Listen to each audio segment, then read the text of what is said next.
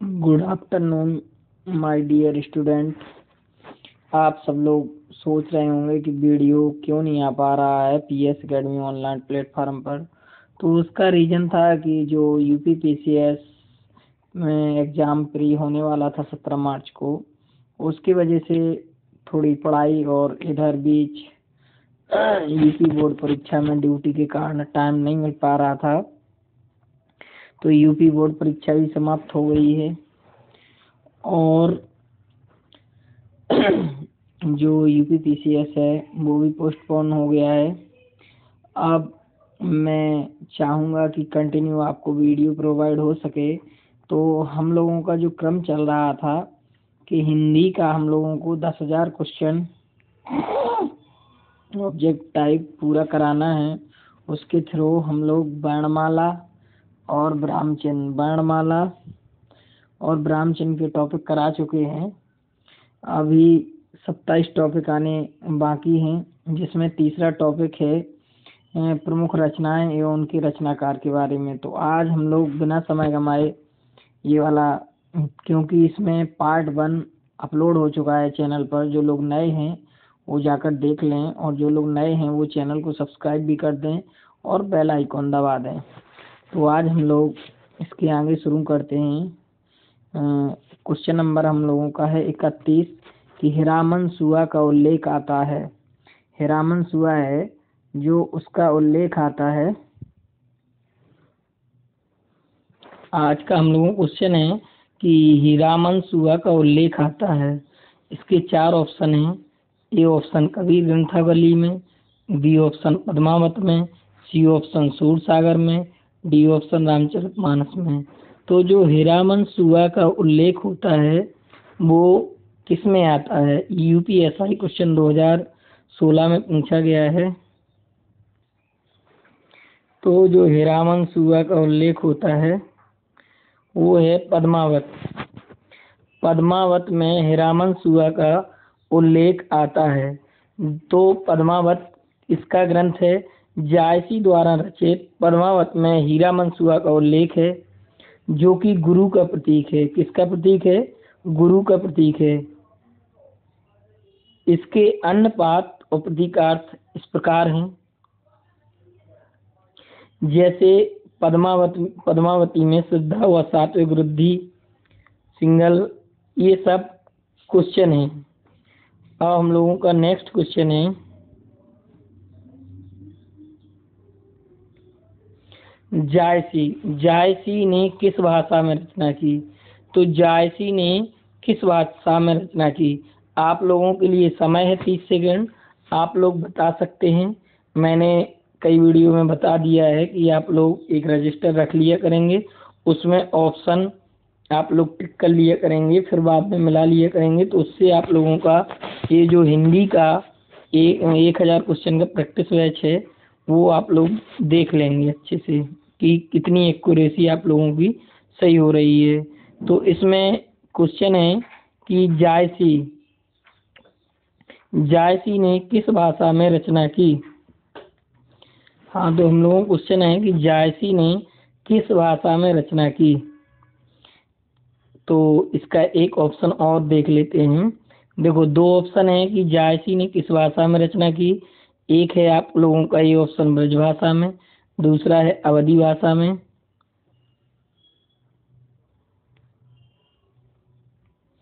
और तीसरा है खड़ी बोली में, चौथा है भोजपुरी में। तो जो जायसी थे उन्होंने जो रचना की है वो अवधी भाषा में की है। कौन सी भाषा में की है? अवधी भाषा में की है। क्यों की है? कि जायसी जो थे वो निर्गुण प्रेम मार्गी भक्ति धारा के सूफी कवि हैं, जबकि इन्होंने अवधी भाषा में रचना की। इनकी महत्वपूर्ण रचनाएं हैं मलिक मोहम्मद जायसी, इनका पूरा नाम है, पद्मावत, अखरावट, आखिरी कलाम, ये इनकी 3 रचनाएं हैं।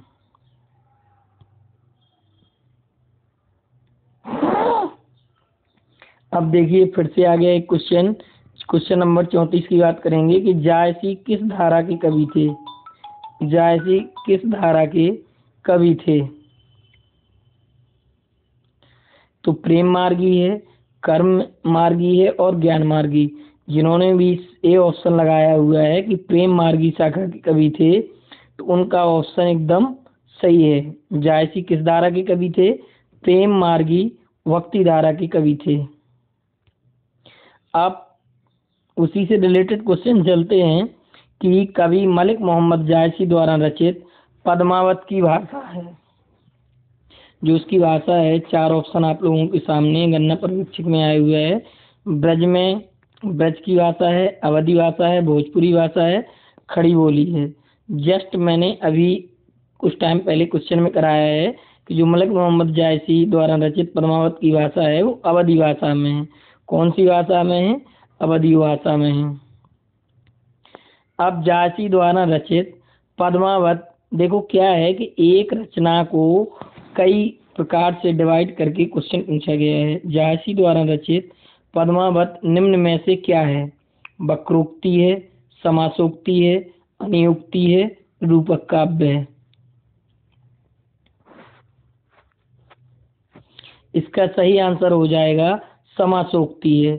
आप कहो तो इसको डिटेल में बता दें कि जो समासोक्ति क्यों है। जायसी द्वारा रचित पद्मावत समासोक्ति है। ऐसी उक्ति जिसमें सामासिक पदों की बहुलता हो समासोक्ति कहलाता है। जैसे अखरावट, आखिरी कलाम और कहनामा और मसलानामा, ये सब पद्मावत मलिक मोहम्मद जायसी के ग्रंथ हैं।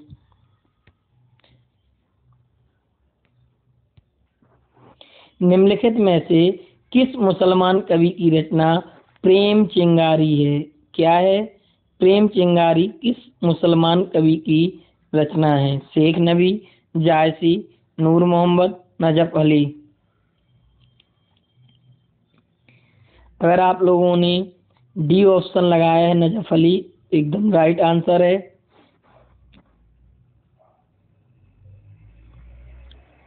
ये इनकी रचना है प्रेम चिंगारी नजफ अली की। और जो जायसी है ने पद्मावत और नूर मोहम्मद ने इंद्रावती। इंद्रावती किसकी रचना है? नूर मोहम्मद की है। और अनुराग बासरी, शेख नबी, नूर मोहम्मद ने 2 रचनाएं दी। कौन कौन सी? एक इंद्रावती और दूसरी अनुराग बासरी। शेख नबी ने ज्ञानदीप की रचना की।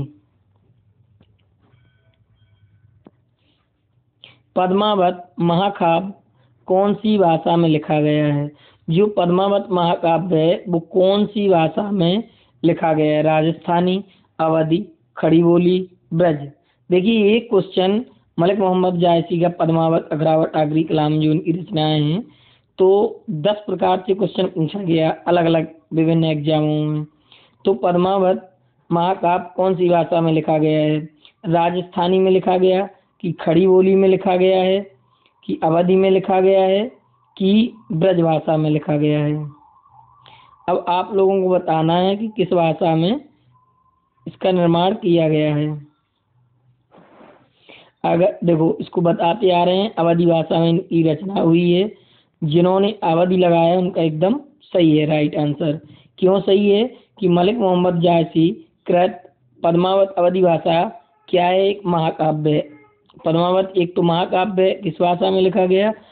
इन्होंने चित्तौड़ के राजा रत्न सिंह और सिंघल की राजकुमारी पद्मावती एक फिल्म भी आई थी। पद्मावती के प्रेम विवाह के पश्चात जीवन का मार्मिक चित्रण किया है। इनकी प्रमुख रचनाएं हैं। जो मलिक मोहम्मद जायसी की और भी रचनाएं हैं आप लोग जानते हैं, फिर भी याद दिला दें। अखरावट, आखिरी कलाम, चित्ररेखा, कहरनामा, मसलनामा और कईवरत। अब बहुत अच्छा नेक्स्ट क्वेश्चन है कि 39 नंबर क्वेश्चन है कि रामचरितमानस में कितने सोपान हैं? ये यूपीएसआई में क्वेश्चन पूछा गया है और 4 ऑप्शन आप लोगों के सामने हैं कि रामचरितमानस में कितने सोपान हैं? 5, 6, 7, 8। और एक क्वेश्चन और पूछा गया था कि रामचरितमानस में कितने कांड हैं? 4, 5, 6, 7। यूपी टेट में क्वेश्चन पूछा गया था।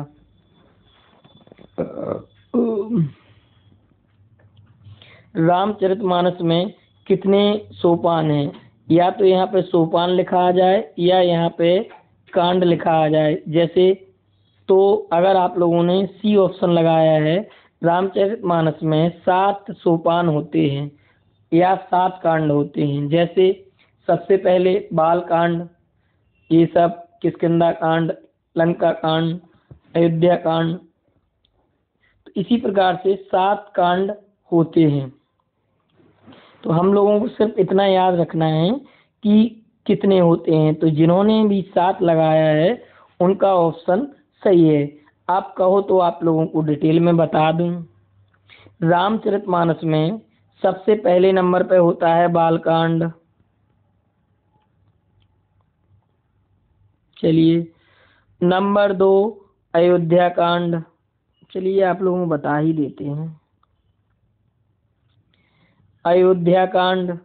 उसके बाद अरण्य। अरण्य मीन्स क्या होता है? अरण्य मीन्स होता है वन, यानी जब वन को गए थे भगवान राम 14 वर्ष के लिए, तो अरण्य कांड यानी वन कांड। उसके बाद नंबर 4 पे किष्किंधा कांड, किष्किंधा कांड। और नंबर 5 पे जो है वो सुंदर कांड, सुंदर कांड। और नंबर 6 क्या है? लंका कांड। और नंबर 7 जो है वो उसको बोलते हैं उत्तर कांड, उत्तर कांड। अर्थात 7 कांड हैं। यह कड़वक शैली, कौन सी शैली में? कड़वक शैली, दोहा भी है और चौपाई में लिखा गया। ये क्या है? रामचरितमानस क्या है? एक महाकाव्य है। रामचरितमानस क्या है? एक महाकाव्य है, जिसकी लोकप्रियता व्याख्या से परे है। सभी लोगों को रामचरितमानस सुनना पसंद है, पढ़ना पसंद है, तो ये हम लोगों के लिए बहुत अच्छा महाकाव्य है। चलिए आगे देखते हैं। क्वेश्चन नंबर 40 की बात करेंगे। सुपर 30 क्वेश्चन हम लोग कराने वाले हैं इधर पे। 30 क्वेश्चन हो चुके हैं फर्स्ट पार्ट में, 30 क्वेश्चन इसमें कराना है। 30 उधर ये थे, हम लोग 60 क्वेश्चन तक जाएंगे आज। तुलसीदास द्वारा रचित रामचरितमानस में कितने कांड हैं? देखो उधर यूपीएसआई में अलग पूछा गया था, तो इधर तुरंत लगा देंगे। कितने होते हैं? 7 होते हैं। इसकी व्याख्या मैं बता चुका हूँ, अब हम लोगों को बताने की जरूरत नहीं है। क्वेश्चन नंबर 42 की बात करेंगे। तुलसीदास की भक्ति भावना किस प्रकार थी? जो तुलसीदास की भक्ति भावना थी वो किस प्रकार की थी? दास भाव की थी, सखा भाव की थी, प्रेम भाव की थी, घृणा भाव की थी? अगर यहाँ पे तुलसीदास होता तो सखा भाव हो जाता, मीराबाई होता। तो इसमें क्या आप ऑप्शन लगाएंगे? दास भाव की थी। कौन से भाव की थी? दास भाव की थी। जो तुलसीदास जी की भक्ति भावना है वो कौन से भाव की है? दास भाव की है। अगर जिसने ऑप्शन ए लगाया है उनका ऑप्शन एकदम सही है। क्यों सही है? कि जो हमारे गोस्वामी तुलसीदास जी थे उनकी भक्ति भावना दास भाव की, जबकि मीरा की भक्ति भावना, देखो अगर मीरा की देखी जाए, मीरा की भक्ति भावना माधुर्य भाव, इसी को प्रेम भाव बोलते हैं और इसी को क्या बोलते हैं? माधुर्य भाव। मीराबाई अगर पूछा जाता तो प्रेम भाव की।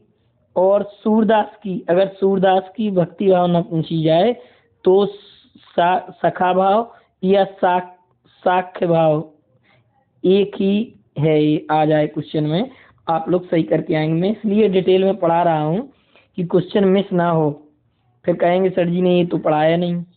क्वेश्चन नंबर 43 की बात करेंगे कि विनय पत्रिका किस कवि की रचना है? जो विनय पत्रिका है वो किस कवि की रचना है? 4 ऑप्शन आप लोगों के सामने हैं।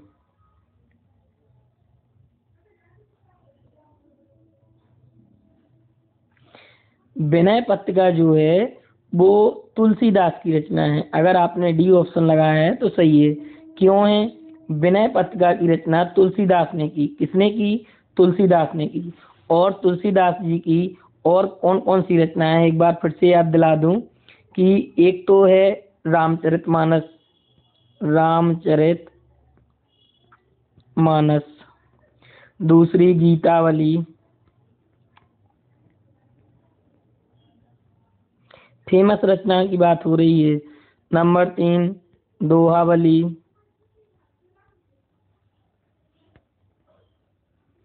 उसके बाद है कवितावली। कवितावली।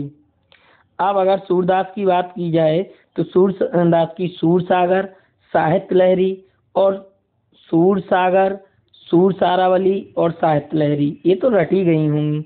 रहीम की रचनाएं कौन कौन सी हैं? राम पंचाध्यायी, बरवे नायिका भेद और मदनाष्टक। अग्नि परीक्षा किस रचनाकार की कृति है? जो यहाँ पर अग्नि परीक्षा क्वेश्चन है, यूपीएसआई में पूछा गया कि अग्नि परीक्षा किस रचनाकार की कृति है? 4 ऑप्शन आप लोगों के सामने हैं। अगर इसका राइट आंसर हो जाएगा डी, आचार्य तुलसी की जो रचना है वो अग्नि परीक्षा है। जबकि कौटिल्य, अगर कौटिल्य की इधर बात करेंगे तो कौटिल्य की सबसे महत्वपूर्ण कृति क्या है? अर्थशास्त्र है। कौन सी है? अर्थशास्त्र है। वैशाली की नगरवधु, व्यम रक्षामः, सोमनाथ गोली इत्यादि चतुर्सेन शास्त्री जी की रचनाएं हैं। जो चतुर्सेन शास्त्री हैं उन्होंने ये रचनाएं की। तो हम लोगों को इस क्वेश्चन से मतलब क्या था कि अग्नि परीक्षा किसकी रचना है? आचार्य तुलसी की हम लोग लगा के आएंगे। डिटेल में तो मैं इसलिए बता देता हूँ, इन केस वो आ जाए। 45 क्वेश्चन कह रहा कि सिए राम मैं सब जग जानी, करहूँ प्रणाम जोर जुग पानी। सिए राम मैं सब जग जानी, करहूँ प्रणाम जोर जुग पानी।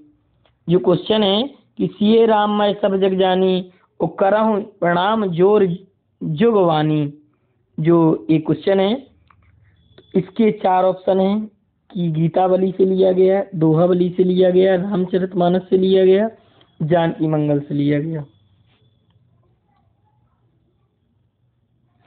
जो ये पंक्तियां हैं, सिए राम मैं सब जग जानी, करहूँ प्रणाम जोर जुग पानी, ये तुलसीदास द्वारा रचित रामचरितमानस से ये पंक्तियां ली गई हैं।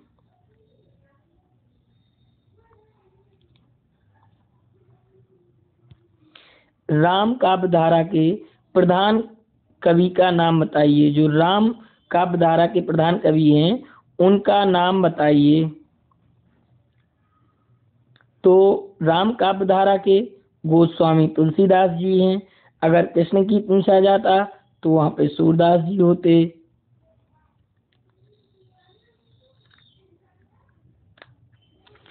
चलिए नेक्स्ट क्वेश्चन देखते हैं।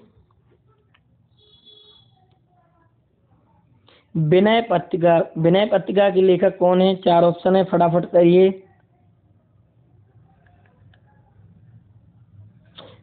ये ऑप्शन इसका सही हो जाएगा, तुलसीदास जी हैं,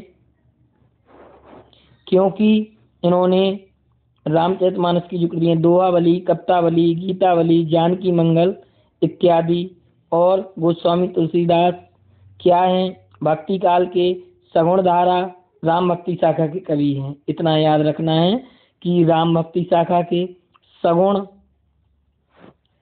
राम भक्ति धारा के और सगुण धारा राम भक्ति शाखा के कवि हैं।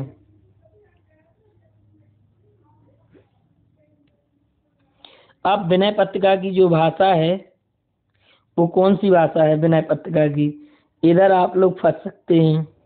क्यों? आप लोगों को पता है कि सूरदास ने ब्रज भाषा में लिखा है, रामचरितमानस अवधी भाषा में।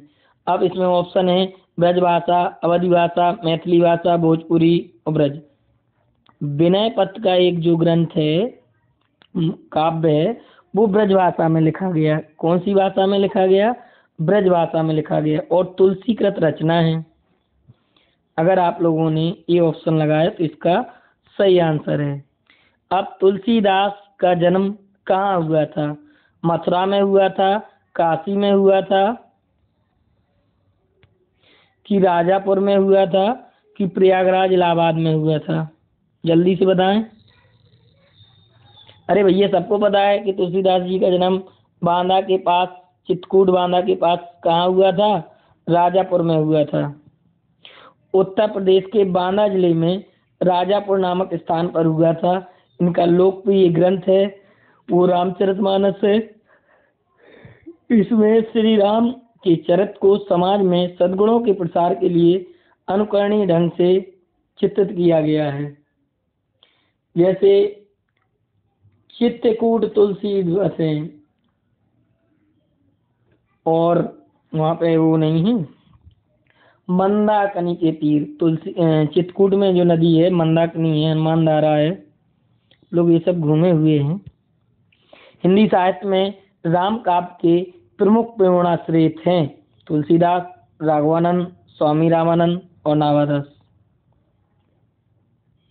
हिंदी साहित्य में राम काव्य के प्रमुख प्रेरणा स्रोत हैं स्वामी रामानंद। सी ऑप्शन सही हो जाएगा। तुलसीदास की कौन सी काव्य रचना ब्रजभाषा में है?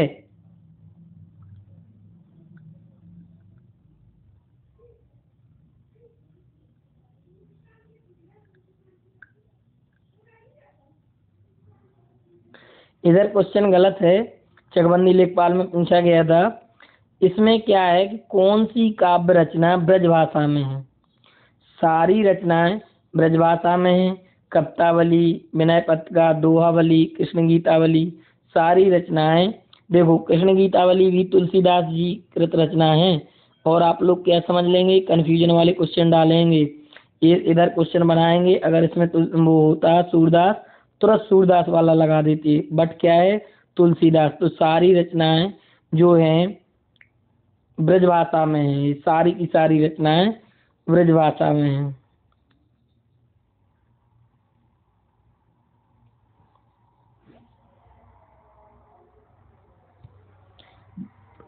यूपी ट्रिपल वीडियो में क्वेश्चन पूछा गया कि रामचरितमानस के रचयिता कौन हैं?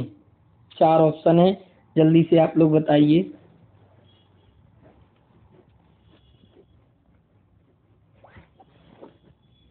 अरे रामचरितमानस के रचयिता जो हैं वो गोस्वामी तुलसीदास जी हैं। इनकी रचनाएं भी आप लोग रट गए होंगे। वैराग्य संदीपनी है, रामाज्ञा, प्रश्न रामलला, नैच्छू, जानकी मंगल, पार्वती मंगल, कृष्ण गीतावली, गीतावली, विनय पत्रिका, दोहावली, बरवे रामायण, कवितावली। और सूरदास जी की अगर बात करेंगे तो सूरसागर, सूरसारावली और साहित्य लहरी, ये इनकी। मीराबाई की रचनाएं की अगर बात करेंगे तो गीत गोविंद का टीका, नरसिंह जी का मायरा, राग सोरठा, गीत गोविंद, मलार राग। संत तुकाराम की रचना है अभंग भक्ति शाखा, इनकी एक रचना है। कुछ सूरदास, नंददास आदि अष्टछाप के कवियों ने कृष्ण काव्य की रचना किस भाषा में की है? इसका सही आंसर हो जाएगा,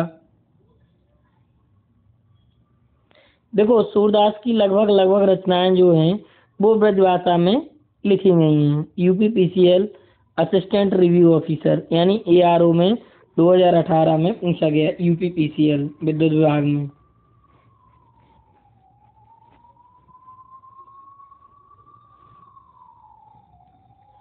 एक क्वेश्चन और है कि सूर सागर की जो रचना है वो किसमें की गई है? 4 ऑप्शन है, कन्नौजी, ब्रजभाषा, अवधि, बुंदेली।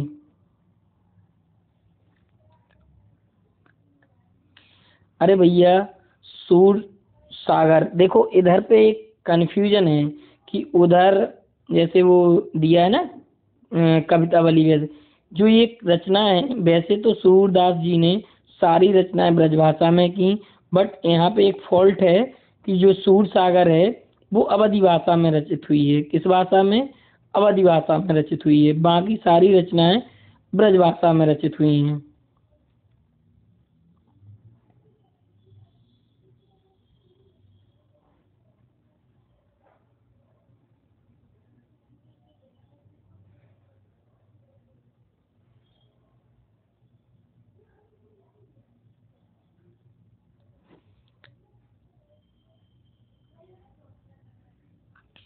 इधर क्वेश्चन मिस हो गया क्या? एक क्वेश्चन इधर था कि सूरदास के गुरु कौन थे। तो सूरदास के गुरु कौन थे इसकी हम लोग बात करेंगे।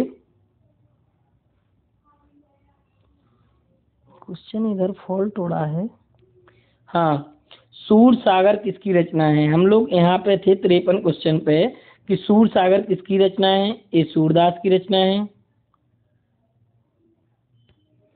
इनमें से कौन सी कृति सूरदास की नहीं है, यानी सूरदास जी ने कौन सी इसमें रचना नहीं की, आप लोग पढ़ें। साहित्य लहरी, सूर सागर, सूर सारावली, सुंदर विलास। देखो तीनों रचनाएं की सूरदास ने, सूर सागर, सूर सारावली और साहित्य लहरी। कौन सी नहीं की, सुंदर विलास रचना नहीं की।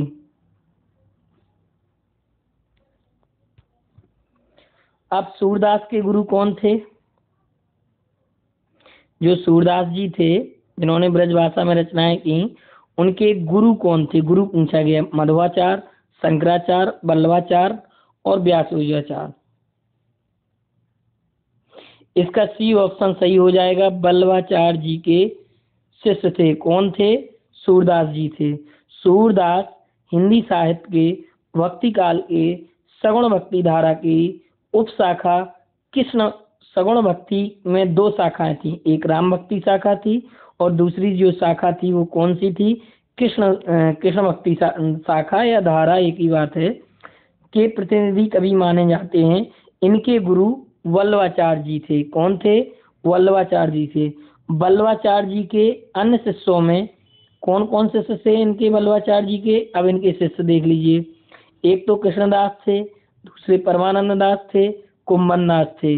वल्लभाचार्य जी के पुत्र विट्ठलनाथ। वल्लभाचार्य जी के पुत्र कौन थे, विट्ठलनाथ जी ने स्वयं के चार शिष्यों, इनके जो चार शिष्य थे विट्ठलनाथ जी के, नंददास, शीत स्वामी, गोविंद स्वामी, चतुर्बुद्धदास तथा वल्लभाचार्य जी के चारों शिष्यों का समूह स्थापित किया, जिन्हें अष्टछाप कवि के नाम से जाना जाता है। या सूरदास को क्या है, अष्टछाप का कहीं कहीं पे जहाज भी, हम लोग अष्टछाप का जहाज के नाम से भी जानते हैं।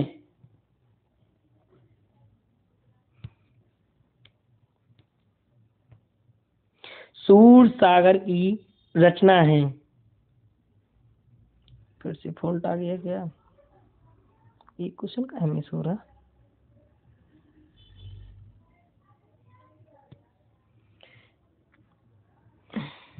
ये क्वेश्चन डला नहीं है। सूरदास के गुरु कौन थे। तो सूरदास के गुरु थे वल्लभाचार्य जी। कौन थे, वल्लभाचार्य जी। सूर सागर के रचयिता कौन हैं। सूर, देखो एक तो सीधा सीधा यहाँ देखिए, सूरदास, सूर सागर, सूर सारावली और साहित्य लहरी रचना की है। और देखो सूरदास में भी सू आ रहा है और सूर सागर में भी सूर आ रहा है। सीधा आप लोग बिना समय गवाए सूरदास जी लगा के आएंगे, आप लोग एकदम आंसर सही हो जाएगा। निम्नलिखित में से कौन अष्टछाप का कवि है। देखो अभी हमने एक क्वेश्चन बताया था, अष्टछाप का कवि या अष्टछाप का जहाज। चार ऑप्शन आप लोगों के सामने है। मीराबाई, सूरदास, रसखान, विद्यापति। जो अष्टछाप का जहाज किसे कहा जाता है, सूरदास जी को अष्टछाप का जहाज कहा जाता है। अब अष्टछाप 8 भक्ति कवियों का समूह है।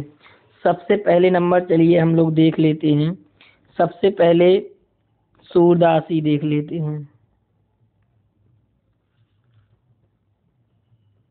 सूरदास, उसके बाद नंबर 2 कुंभन दास,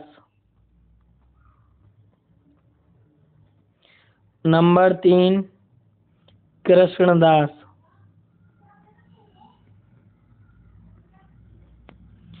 नंबर 4 परमानंद दास,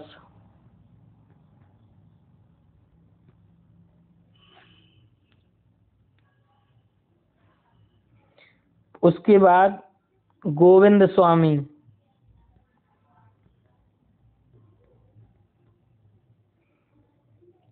नंददास, छीत स्वामी, चतुर्भुज दास। तो ये 8 इन्होंने अपने पद एवं कीर्तनों में भगवान श्री कृष्ण की लीलाओं का गुणगान किया है, इसलिए इन्हें अष्टचाप का जहाज कहा जाता है। अब क्वेश्चन नंबर है 61। आप लोगों ने सुना होगा, पायो जी मैंने राम रतन धन पायो। तो ये पद हैं, अब किसके हैं समझ तो गए ही होंगे, बताने की थोड़ी बात है कि किसके हैं। 4 ऑप्शन हैं, सूरदास, मीराबाई, और ऑप्शन देख लेते हैं, कबीरदास, तुलसीदास। फिर से वहीं चलते हैं। पायो जी मैंने राम रतन धन पायो किसकी है, सीधी बात है, ये पद है तो मीराबाई जी ने ये बोला था।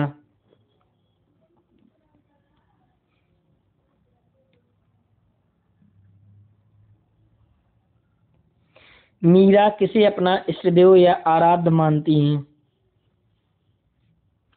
4 ऑप्शन है, श्री राम को, श्री कृष्ण को, विठ्ठलनाथ को और राधा को। अरे बड़ा सिंपल क्वेश्चन है, मीराबाई किसे अपना आराध्य मानती हैं? आराध्य यानी इष्ट देव श्री कृष्ण जी को। मुगल बादशाह शाहजहां ने किस कवि को महाकवि राय की पदवी दी थी? सेनापति, बनारसी दास, कादिर, सुंदरदास। सुंदरदास को मुगल बादशाह शाहजहां ने महाकवि राय की उपाधि से सम्मानित किया था। किसको? सुंदरदास को। कठिन काव्य का प्रेत कहलाते हैं। कठिन काव्य का प्रेत किसे कहा गया है? अज्ञेय को, पद्माकर को, केशव को और बिहारी को। केशव, इसका सी ऑप्शन सही हो जाएगा। केशव को कठिन काव्य का प्रेत कहा गया है। चलिए आज 100 क्वेश्चन तक लपेट लेते हैं। कठिन काव्य के प्रेत कहे जाने वाले केशव, इनका पूरा नाम और क्या है? केशव दास भी है, केशव है और केशव दास भी कहीं कहीं पे लिखा रहता है। हिंदी साहित्य के प्रसिद्ध रीतिकालीन कवि थे। कौन कवि थे? रीतिकालीन कवि थे, जिनका समय भक्ति काल के अंतर्गत पड़ता है। इनका जन्म 1555 ईस्वी ओरछा मध्य प्रदेश में हुआ था। केशव और ओरछा मध्य प्रदेश में प्रसिद्ध क्या है? राम राजा सरकार ओरछा धाम प्रसिद्ध मंदिर है। राम राजा सरकार ओरछा धाम। तो केशव जो कि एमपी में पड़ता है, इनकी रचनाएं हैं केशवदास जी की, रसिक प्रिया, कवि प्रिया। सब चीज लिखना पॉसिबल नहीं है, आप लोग सुनते भी जाइए।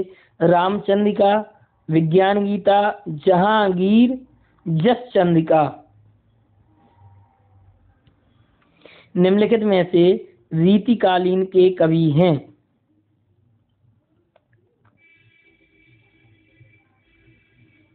तुलसीदास, कबीरदास, सूरदास, वृंद। सी ऑप्शन आप लोगों का सही हो जाएगा। वृंद रीतिकाल के कवि हैं, जबकि तुलसीदास और कबीरदास, तुलसीदास, कबीरदास और सूरदास, ये तीनों किस काल के कवि हैं? भक्ति काल के कवि हैं। तीनों लोग क्या हैं? भक्ति काल। क्यों? तुलसीदास जी ने रामचरितमानस ली, भक्ति की, और सूरदास जी ने क्या किया? वो कृष्ण भगवान के बारे में पद लिखे, दोहा लिखे। कबीरदास जी ने भी यही लिखे। सदी ककड़ी भाषा है कबीरदास जी की। रीतकालीन के कवियों में जो कवि वृंद हैं का नाम आदर से लिया जाता है। इनके नीति के दोहे बहुत प्रसिद्ध हैं। वृंद जी के 11 रचनाएं प्राप्त होती हैं इनकी, जिनकी प्रमुख कृतियां हैं नैन पचीसी, पवन पचीसी, वृंद सतसई, मतलब जिसमें सतसई वगैरह ये सब आ जाए, तो भाव पंचस्का आदि। वृंद ग्रंथावली नाम से वृंद की समस्त रचनाओं का संग्रह डॉक्टर जनार्दन राव चेले द्वारा संपादित होकर प्रकाश में आया था। सतसई के लेखक हैं। 4 ऑप्शन हैं। सतसई के जो लेखक हैं, बी ऑप्शन सही हो जाएगा, बिहारी लाल जी सतसई के लेखक हैं।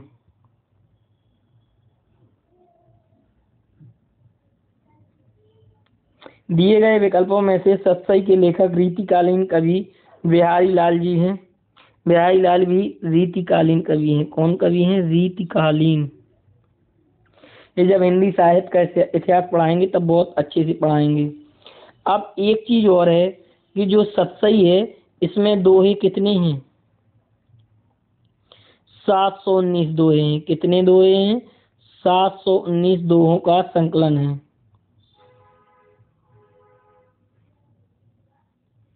किंतु जगन्नाथ दास रत्नाकर ने इसके दोहों की संख्या 713 मानी है।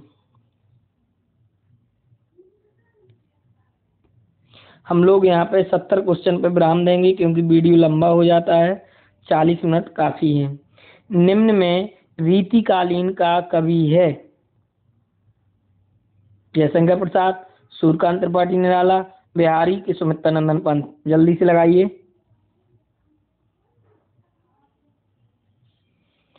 बिहारी लाल जो लगाए हैं अभी पढ़ा चुके हैं, इसके बारे में ज्यादा नहीं बताना है। देखो, जो रीतिकाल है वो कब से कब तक माना जाता है? रीतिकाल है वो 1700 से लेकर 1900 तक माना जाता है। कहाँ तक माना जाता है? 1900। उसके बाद आधुनिक काल लग जाएगा।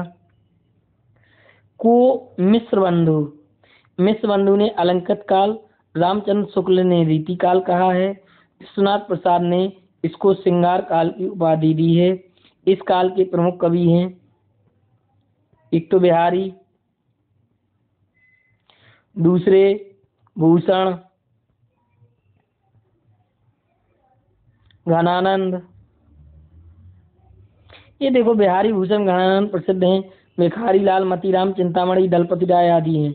जयशंकर प्रसाद, अब आप लोग सोच रहे होंगे जयशंकर प्रसाद, सूर्यकांत त्रिपाठी निराला और सुमित्रानंदन पंत, ये तीनों कवि जो हैं वो क्या है? छायावादी कवि हैं। कौन से कवि हैं? छायावादी कवि हैं। कवि बिहारी का जन्म कहाँ हुआ था?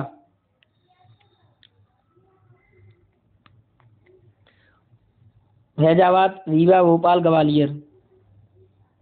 सी ऑप्शन सही हो जाएगा, ग्वालियर में हुआ था। बिहारी का जन्म ग्वालियर में हुआ था।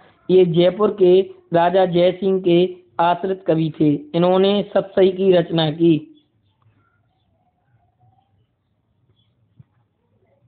निम्नलिखित में से कौन रीतिकालीन कवि हैं? सुमित्रानंदन पंत नहीं है। क्यों नहीं? छायावादी थे।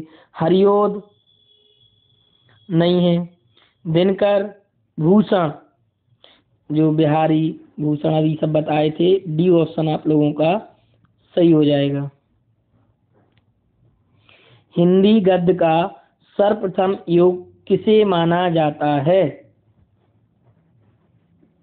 भारतेंदु युग माना जाता है हिंदी गद्य का प्रथम युग, सर्वप्रथम युग, कि द्विवेदी युग को, कि शुक्ल युग को, कि प्रेमचंद युग को। जल्दी से कमेंट। भारतेंदु युग को हिंदी गद्य का सर्वप्रथम एक गद्य युग था, एक पद्य युग था। क्यों था? हिंदी गद्य का सर्वप्रथम युग भारतेंदु युग। भारतेंदु युग कब से कब तक रहा? 1850 से 1900 ईस्वी तक। जबकि द्विवेदी युग 1900 से लेकर जो है 1900 से लेकर 1918 ईस्वी तक मानी जाती है। यह भारतेंदु युग के पश्चात का काल है। 70। तो आज आप लोग देख रहे थे इस वीडियो क्लिप के माध्यम से मैं आपका प्रदीप सर, जो आप लोगों को कंटिन्यू वीडियो वॉच करा रहा था। चलिए, तो जिन लोगों को वीडियो अच्छा लगा हो कमेंट करें कि सर ये सीरीज कंटिन्यू चलने दें, और वीडियो को लाइक करें, और वीडियो को शेयर करें, और वीडियो चैनल को सब्सक्राइब कर दें, और उसका बेल आइकन दबा दें। आप लोगों को ऐसे ही वीडियो मिलती रहेगी। मैं आपका प्रदीप सर, मिलते हैं नेक्स्ट वीडियो में। तब तक के लिए जय हिंद, वंदे मातरम।